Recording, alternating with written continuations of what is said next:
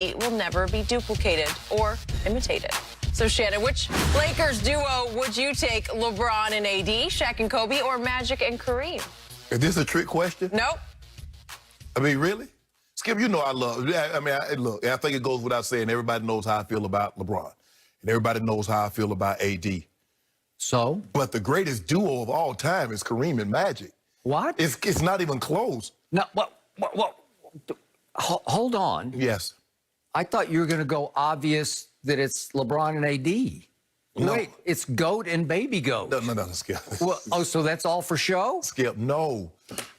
Skip, they've only been together for 1 year. Let's just say, for the sake of argument, they stay together for another 3 years. That'll put them together. I'm talking about after this year, they stay together for another 3 years. Yeah. That's 5 years.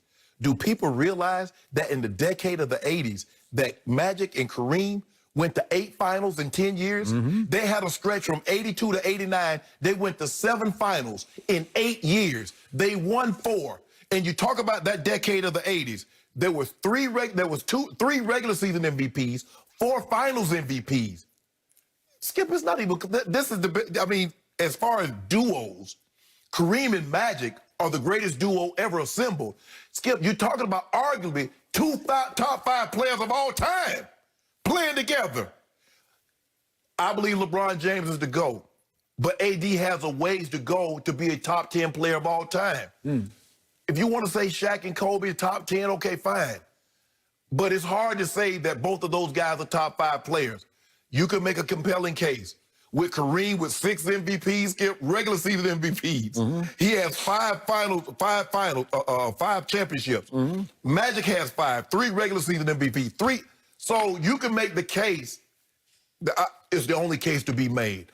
I love all these guys. Shaq and Kobe were dominant, but they're not the greatest duo of all time. That belongs to Kareem and Magic.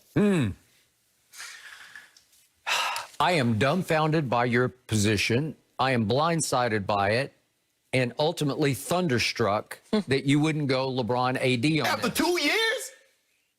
GOAT and Baby GOAT. That's all I know. That's all I ever hear. After 2 years? But we're talking about LeBron James, who you tell me is the greatest player ever. Well, then I'd say, gee, if you give him Anthony Davis, then he should be the greatest duo. Okay, let me ask you a question.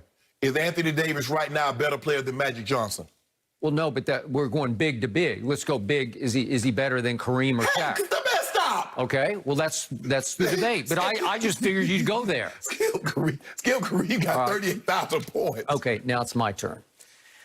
I will give you this. I have Magic ranked second on my all-time list behind the true GOAT, the authentic GOAT, not the phony GOAT, Michael Jeffrey Jordan. Okay. Chicago, Illinois, Bull. So if Magic is my second-ranked player, then how could I not go Magic and Kareem over Shaq and Kobe? Yeah. It's because I have Shaq ranked, I believe, I didn't check this before the show, I should have, but I think I have him ranked 3rd all-time on my all-time list, and Kareem's down the list maybe 8 or 9. Okay, so Shaq is superior to Kareem, and if we just do the hypothetical head-to-head of the duos, this is just me, Shaq would destroy Kareem Abdul-Jabbar. The Shaq, like Shaq destroyed Olajuwon? Going to destroy him like that? I saw him destroy both Tim Duncan and David Robinson. But Skip, 2 they're not 7-footers. Okay, but hey, Tim he's pretty good. He was. Okay. But Skip, but Kareem. Okay, I'm talking about 2000, 2001, 2002, a three-peat for the Lakers. The first year Shaq won the MVP, and I'd never seen anything like it before. He went 30, 14, and 4 assists. Remember, this big man, this huge force of nature, kept averaging 4 assists through their championship years. That's really special. And 30 points led the league in scoring. 14 rebounds was close.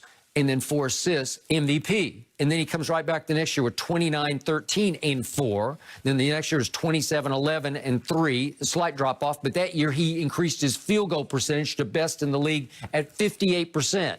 In the previous 2 years, he made 57 and 57% of his shots, which is just off the charts great. Yes. It just means you can't stop him. Skip, but I think sometimes, Skip, when you rank someone, it's almost like, well, since you didn't put this duo or that person first, you're undermining or you diminish what they're accomplished. Skip, I don't know if people remember this. The year that Magic won the Finals MVP, they need to go back and check Kareem's stats.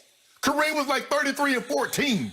That's what he was averaging, but because he missed Game 6, and Magic Johnson had that Herculean effort, what was he, 42, 15, and 7, he won the Finals MVP. He did. But I believe had Kareem stayed healthy and they won, Kareem would have been the MVP. Just, Skip, I don't think people realize, but you remember Kareem in the 70s. It was his decade. People realize he won 5 MVPs in the decade of the 70s? I don't know if people realize that, Skip, but that's what he did. He won 5 MVPs in the decade of the 70s. Okay, I got it. I even covered Kareem out here for the Los Angeles Times when he first came to the Lakers. Was he 75? Yeah, so, well, I was 77, 78 in there. But there was no Magic yet, obviously. Right. He got Magic in 79. Okay, so here's my thought on Shaq and Kobe. They are two cold-blooded basketball killers, both of them. They're assassins. They had that alpha dog mentality, both of them, which is why they ultimately parted ways, because they were too much the alpha. It was alpha versus alpha. They clashed internally as much as they imposed their will on their opponents. But because of that, if you put them against Magic, he's the smiling assassin, but Kareem was finesse to me.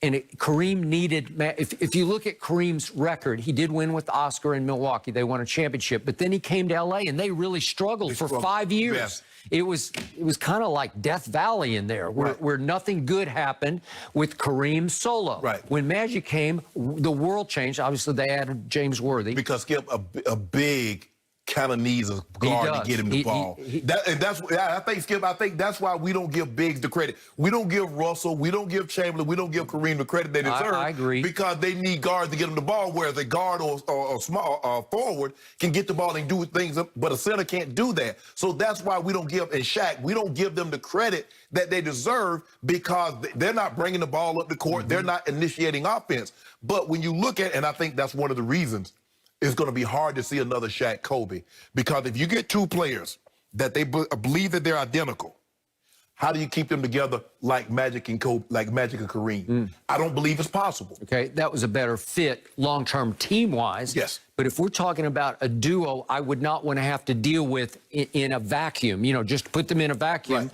It's Shaq and Kobe. Listen, Shaq, I covered all these series in this run 2001, 02. I'd never seen anything like Shaquille O'Neal. It was not pretty to watch. It was unrefereeable because he was virtually unguardable. It's like block charge, which is it? He's playing football, basketball, just terrorizing anyone who got in his path. But what I loved about Shaquille O'Neal that he doesn't get enough credit for, he had dancer's feet. I'm talking about, he was agile. you were talking about agility? You talking about, got 7'1", 325, 330. 330. And he was effortless on his feet. Like not just dancing bear, he was dancing grizzly bear. Like he had it all. You're a huge man. He is a huge man with such great footwork, like textbook. He called Tim Duncan the big fundamental. Shaq had big fundamental to him. He was well taught. Skip, can just imagine if there was no Big Three Celtics, what the Lakers would have done. Because many believe the Big Three Celtics is the greatest trio of all time. In that stretch in which they were competing, it was basically Lakers and Celtics. It was like, okay, who's going to win it this year? It's going to be the Lakers and the Celtics. Because there was a stretch, Skip, if I'm not mistaken, 84, 85, 86, 87, in which they met in the finals. Yep, they did. And if the Lakers would have had, if Ralph Sampson, I think it was the Houston Rockets. I think it was 80. Was it 86, Skip? When he made that lucky, might have been 86. He made that lucky shot with 1 second on the clock. They threw it inbounds, and he just turned and shot it. But Skip, 8 finals, 7 finals in 8 seasons, and they won 4 of them. They went to 8. We think about what LeBron did. He went to those finals, but the Lakers in the 80s, Skip, and people say that was the golden era of basketball and all. It's hard for me to find a better. Look, Cousy and Russell won more, but a better duo, Skip, I don't think there's a better duo. Okay, let's do the hypothetical 2-on-2. I'm sorry. I got Shaq and Kobe all day and all night over Magic and Kareem. Yeah. I just do. I just don't think they could deal with them. I don't see how Magic could deal with Kobe. You could argue the other way, too, because Magic's a couple inches taller. But I just think you would be... Who gets the ball first? Because Magic posted, Kareem throwing the sky hook. Good luck blocking that. Okay, but Shaq is so...